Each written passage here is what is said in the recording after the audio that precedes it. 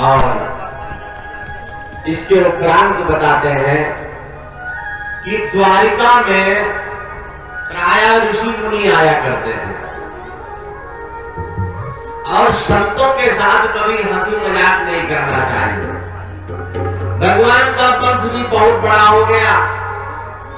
एक दिन क्या किया, यदुवंशी कुमारों ने जाम्बवती के पुत्र सांब को स्त्रियों की तरह सजा दिया, साड़ी पहना दी, उसके पेट में कपड़ा अपना बांध दिया और सप्तऋषि आए थे तो उसी बगीचे में गए, कहने लगे गुरु जी प्रणाम। बोले कल्याण हो बेटा। बोले गुरु जी हमारी भाभी जी हैं और बहुत शरणार्थी हैं, कुछ पूछना चाहती है। बोले पूछो।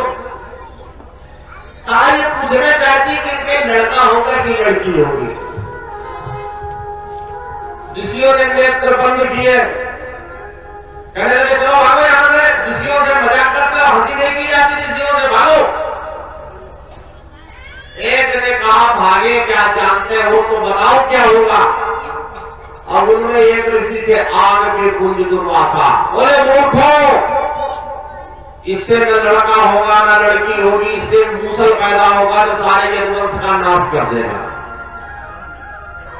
श्राप दे दिया। और जब उस मूसल को खोल के देखा तो पेट को खोल के देखा तो सच में मूसल निकला।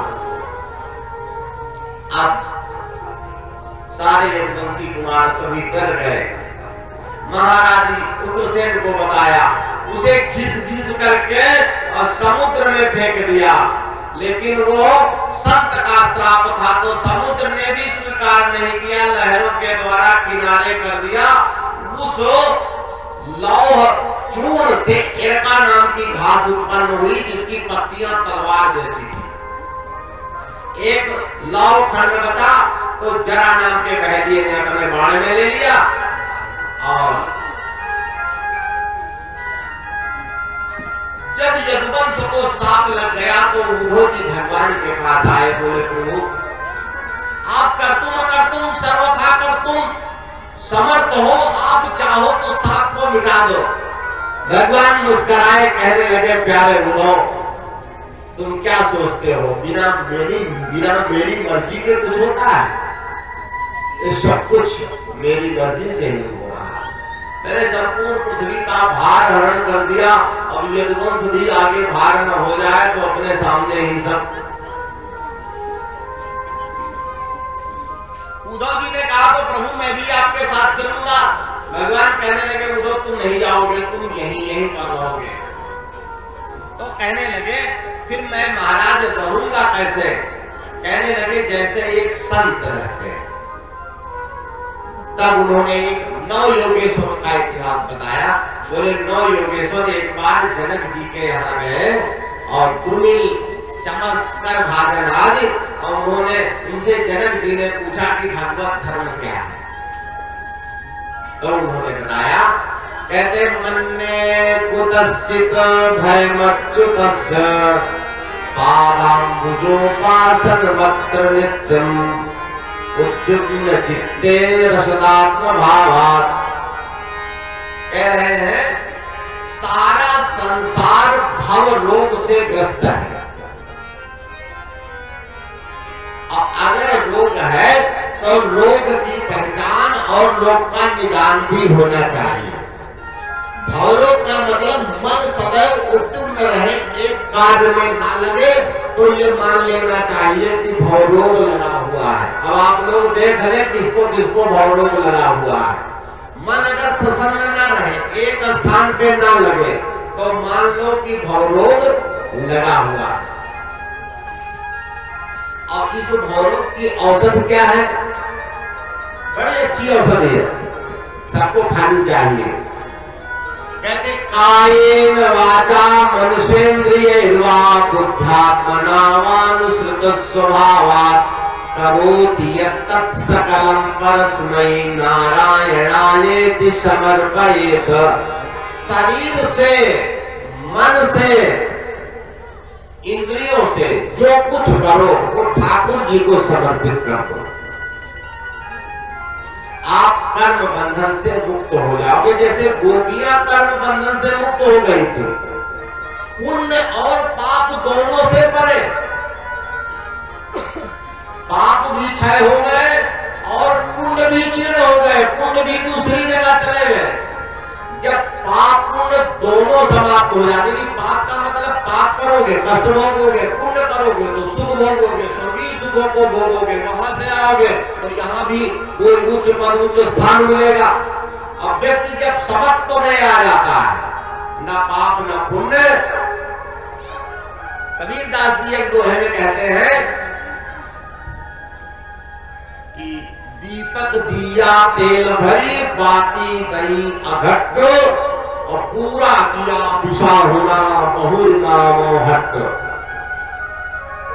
इस शरीर के द्वारा ही हट माने संसार बाजार है, और बाजार में लेनदारी रहेगी तो जाना पड़ेगा, देनदारी रहेगी तो जाना पड़ेगा। इसलिए लेनदारी देनदारी दोनों समाप्त की, फिर क्या राधे राधे। तो कह रहे हैं कि जब हम शरीर से, मन से, वाणी से, इंद्रियों से जो भी कर्म करें सब ठाकुर जी को समर्पित कर दें, तो मन में उद्विग्नता नहीं आएगी। दूसरी बात, जब ठाकुर जी को समर्पित करेंगे तो हम कोई गलत काम करेंगे नहीं। पांडव गीता में एक जगह दुर्योधन कहता है भगवान से कि जानामि धर्मम न च मे प्रवृत्ति, जानाम्य धर्मम न च मे निवृत्ति, केनापि देवेन हृदय स्थितेन यथा नियुक्तोऽसि तथा करोमि। दुर्योधन कहता मैं धर्म भी जानता हूं, मैं अधर्म भी जानता हूं, लेकिन धर्म में मेरी प्रवृत्ति नहीं होती और अधर्म से निवृत्ति नहीं होती। तो मेरा कोई दोष नहीं, कोई देवता अंदर बैठा वही जैसा लगाता हूं वैसा करता हूं, ऐसा नहीं है।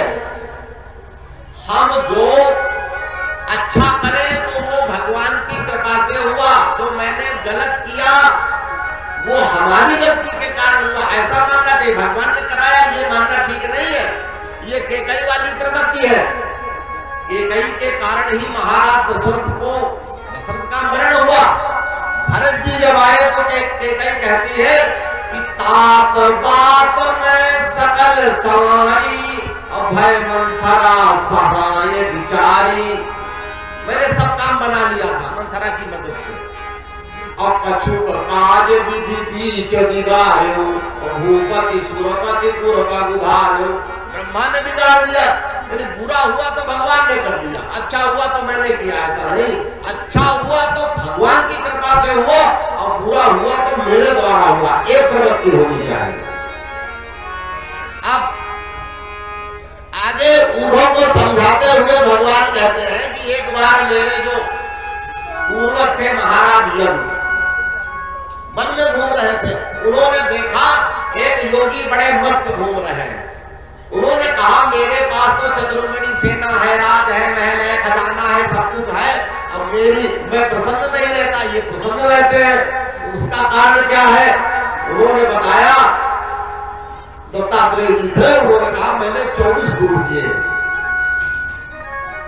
कहते पृथ्वी वायु आकाश आपो अग्नि चंद्रमा रवि कपोतो जगरा सिंधु पतंगो मरुकटगरा मधुहा हरिणो मीना पिंगला पुरुरु वर्बका कुमारी सरकत सब पूर्णा विश्वेश्वर। मैंने ये 24 गुरु बनाए। मैंने पृथ्वी को गुरु बनाया। पृथ्वी का गुरु होता है क्षमा करना। आप गड्ढा कर दो, गंदा कर दो उस स्थान को, पृथ्वी दंड नहीं देती। मैंने वायु को गुरु बनाया। वायु का गुण होता है निर्लिप्त रहना। गुलाब के बगीचे से गुजरे तो ठहरती नहीं, और गंदे स्थान से गुजरे तो वहां से भागती नहीं, निर्लिप्त रहती। ऐसे योगी को निर्लिप्त रहना चाहिए। आकाश को गुरु बनाया, जैसे आकाश व्यापक होता वैसा योगी का व्यक्तित्व व्यापक होना चाहिए। मैंने जल को गुरु बनाया। जल स्वयं में परम पवित्र होता है, और जो उसकी सन्निधि में आता वो भी पवित्र हो जाता है। कपड़े गंदे हो, पात्र गंदे हो, धुलो सब साफ हो जाता है। अग्नि को गुरु बनाया।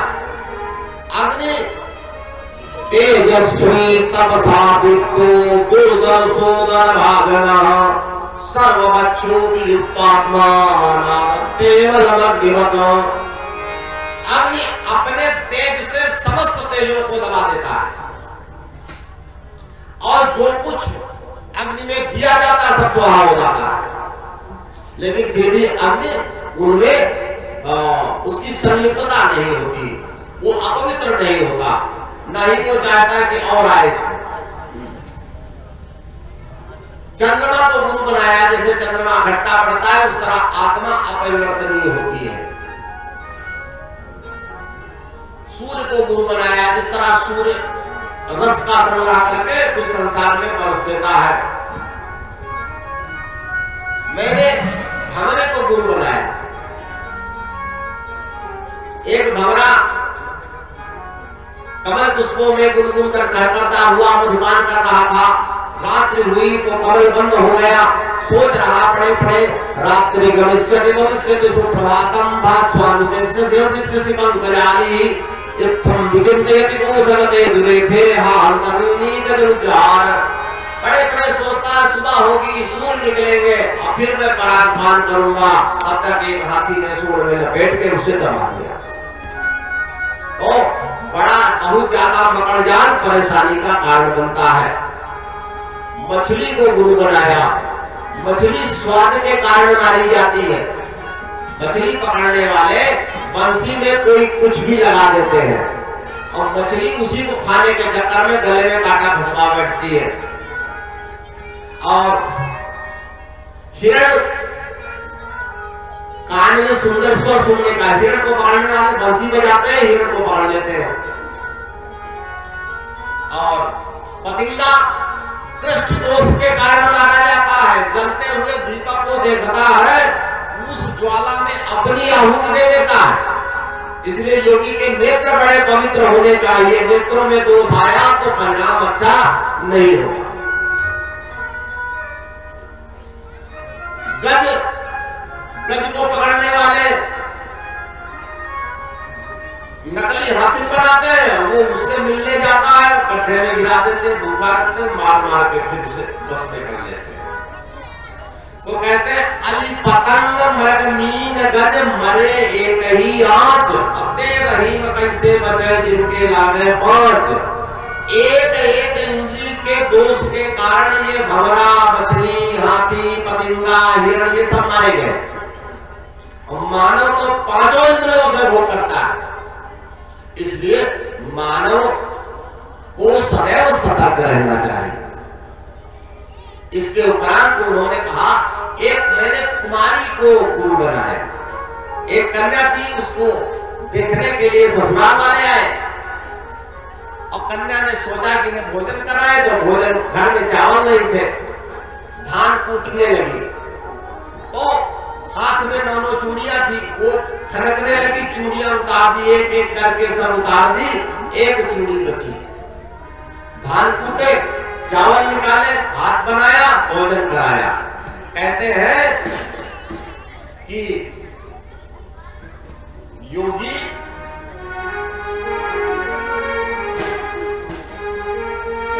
तस्मात् चरेत एकाकी कुमार्यायु कंकणा बहु नाम भवेत कलहा भवेत वार्ता द्वयोरपि। जब बहुत ज्यादा होंगे तो ज्यादा विवाद होगा, 2 लोग होंगे तो बातचीत होगी। इसलिए जैसे कुमारी कन्या का कंगन अकेला था, उसी तरह एकाकी चरना चाहिए, तभी भजन होगा। इस तरह 24 गुणों के बारे में बताया। उद्धव को तत्व ज्ञान दिया। अब ये एकादश स्कंद तो इतना सुंदर, इतना बड़ा है, पर समय इजाजत नहीं दे रहा है कि ज्यादा कुछ हम बोले। सबसे सुंदर एकादश स्कंद है। जैसे वृक्ष की ऊपर की डालियों में फल लगते हैं, उसी तरह सब क्रीम जो है भागवत की एकादश स्कंद है। इसी एकादश स्कंद पर एकनाथी भागवत की रचना हुई है। एकनाथ जी महाराज बहुत बड़े संत हुए, एकनाथ जी महाराज। इसके उपरांत कहते हैं कि वो समय आ गया, सारे यदुवंशी एकत्र होकर के और प्रभास क्षेत्र पहुंचे। प्रकृति विपरीत हो चुकी थी, वहीं पर दान धर्म तो किया, पर मैरे का पान किया और मैरे का पान करके एक दूसरे से युद्ध करते हुए 56 करोड़ यदुवंशी मारे गए। बलराम जी शेष रूप में परिणत हो गए। भगवान अपने दाहिने पैर पर बाएं पैर को चढ़ा के बैठे थे। जरा नाम के बहेलिये ने भगवान के पैर में बाण मारा। जब देखा,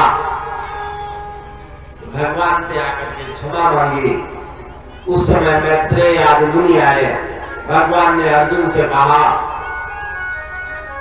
ये द्वारिकापुरी जल में प्लावित हो जाएगी। अर्जुन जो शेष बचे थे, उन भगवान की रानियों को, अन्य द्वारिका वासियों को लेकर के हस्तिनापुर अर्जुन गए। इधर भगवान ने अपने उस संपूर्ण तेज को, और तेज पुंजो मेघ पुष्प बराहक आदि अश्व जिस रथ में आरूढ़ थे, तो उसमें भगवान एक तेज पुंज के रूप में परिणत हुए और वो सारा तेज भागवत में ही भगवान ने स्थित कर दिया। बोले भागवत महापुराण की। अब